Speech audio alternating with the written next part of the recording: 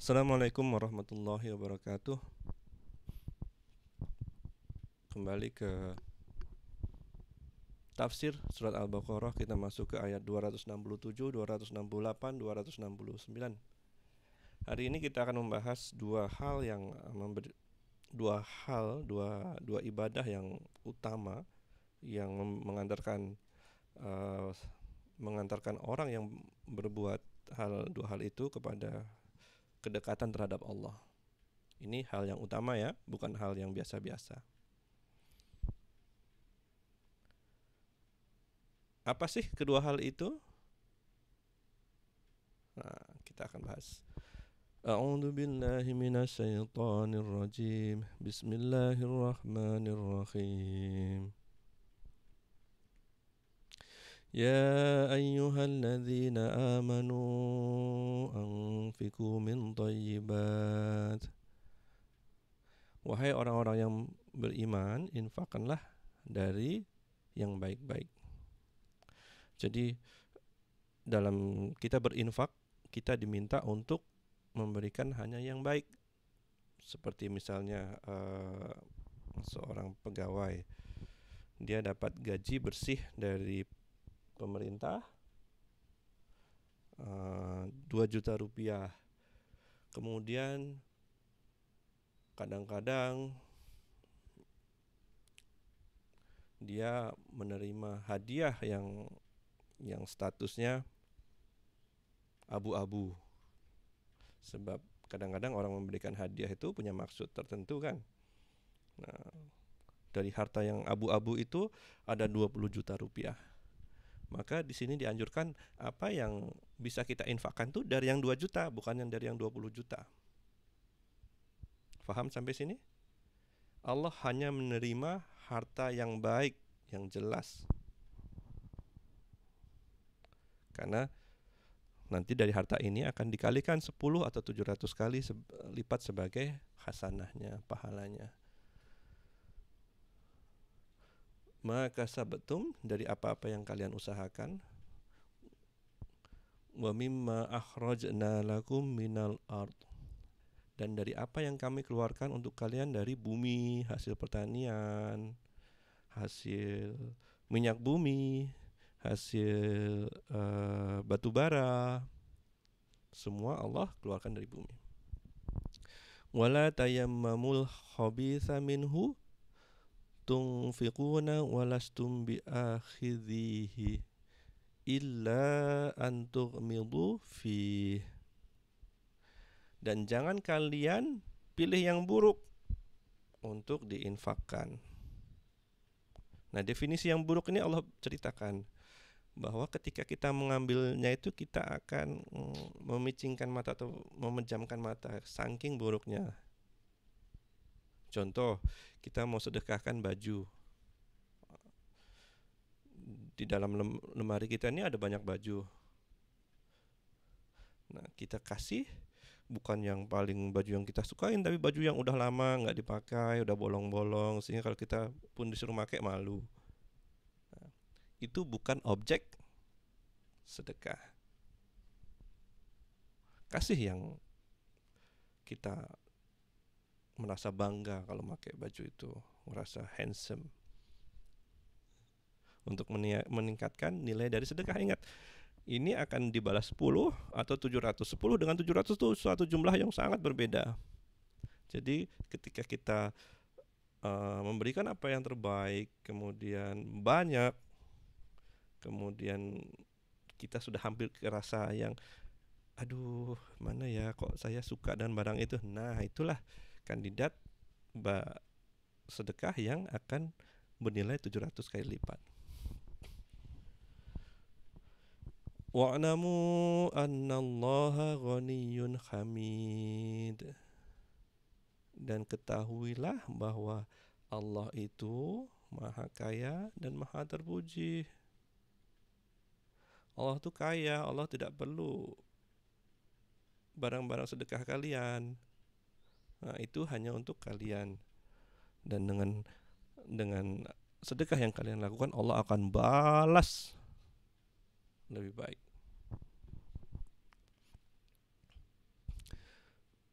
Asyaitanu ya'idukumul faqra wa ya'murukum bil fahsya.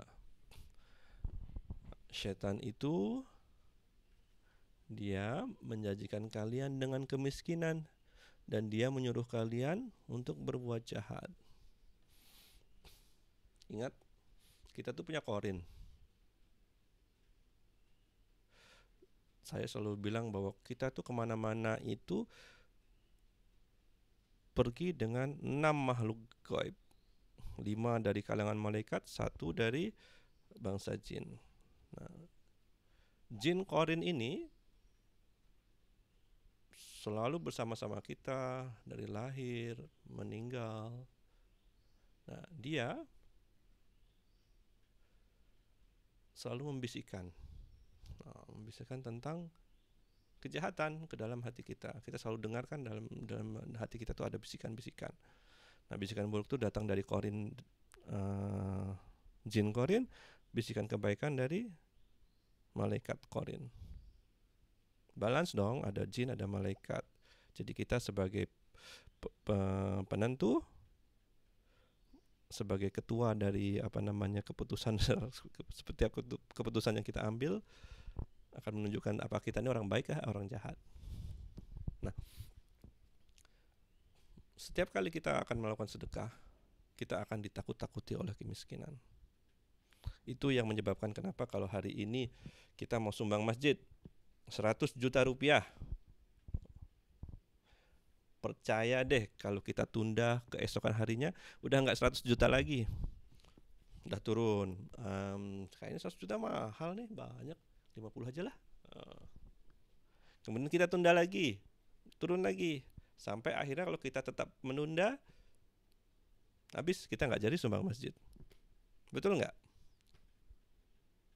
Nah, untuk itu kita dianjurkan ketika ada kebaikan terus buat, jangan tunda-tunda lagi. Sebab kita nggak mau kan syaitan itu menang atas diri kita.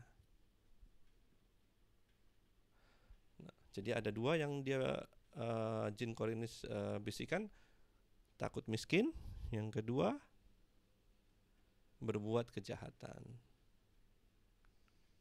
Nah, kemudian di ayat berikutnya Allah memberitahukan kita bahwa Allah meng-counter attack statement itu.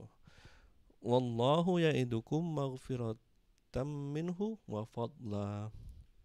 Dan Allah, dia menjanjikan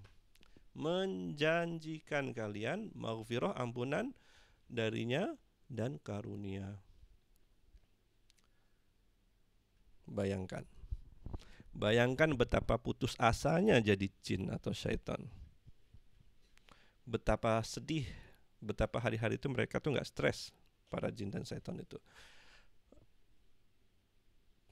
Umpamanya dia udah capek-capek tuh bisikan orang buat ayo berbuat jahat, ayo berbuat jahat, ayo kita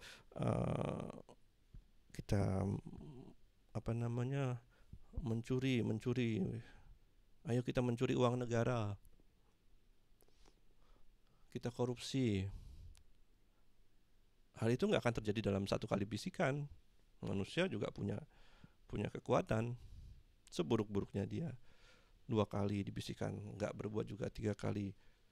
Sampai mungkin setelah 100 atau 1000 kali bisikan, udah capek nih jin nih, udah capek syaitan nih bisikin, baru si orang, iya ya, kayaknya keluargaku perlu dinaikkan level kehidupannya nih.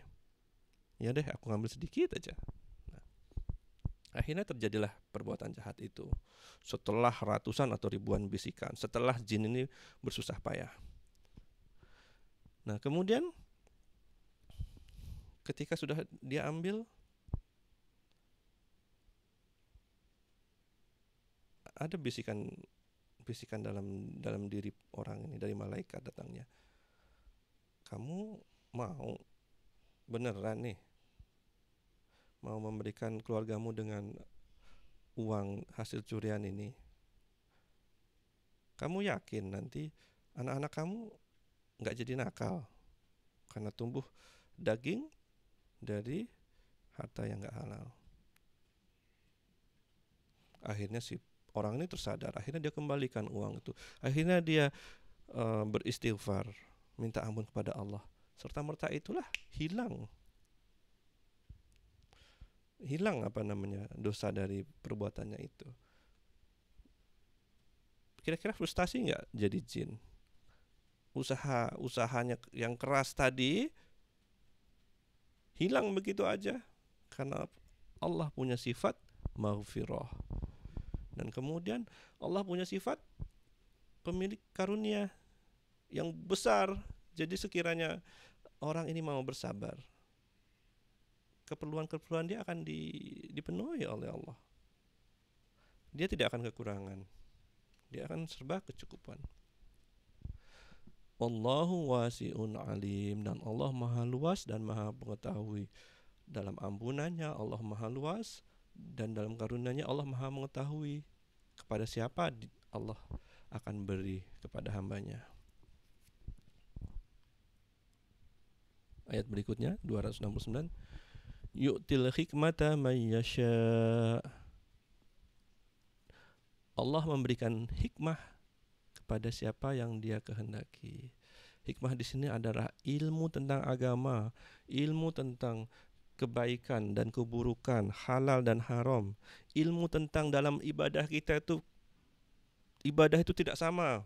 Jadi mana yang harus didahulukan, mana yang harus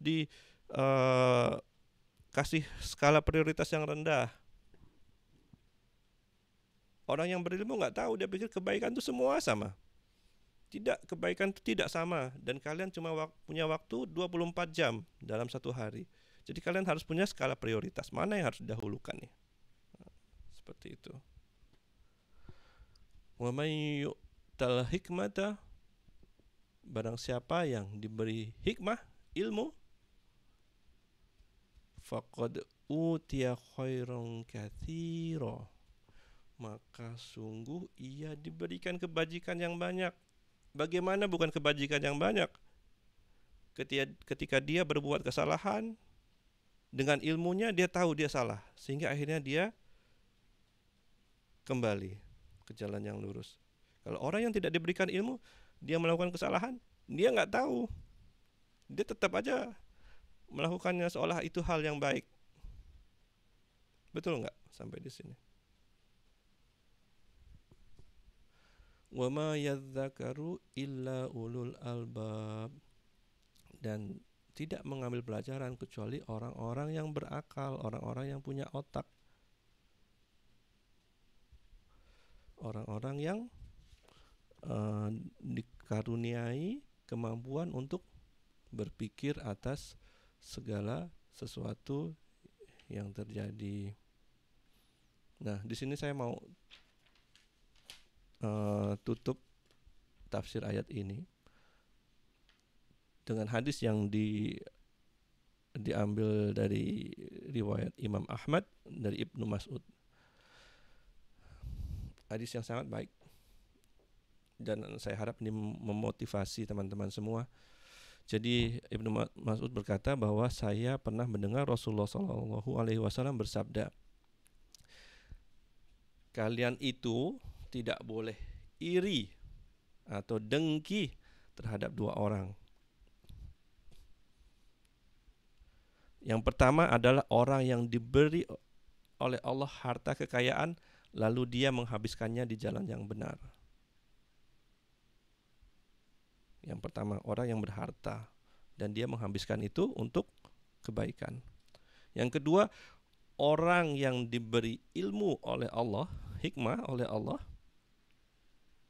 lalu dia memutuskan segala sesuatu dengan ilmunya, dan dia pun mengajarkannya buat orang lain. Jadi orang ini tidak hanya baik untuk dirinya sendiri, tapi baik untuk orang lain. Dan Rasulullah SAW mencontohkan itu semua. Kehidupan Rasulullah SAW itu tidak selamanya di bawah, tidak selamanya dalam kemiskinan, tidak. Ketika Islam mengalahkan Yahudi sampai mendapatkan daerah Khaybar. Daerah Khaybar ini daerah yang kaya dengan kebun-kebun kurma. Dan Rasulullah SAW setiap kali penaklukan, beliau mendapat lebih dari 20% dari harta yang didapat.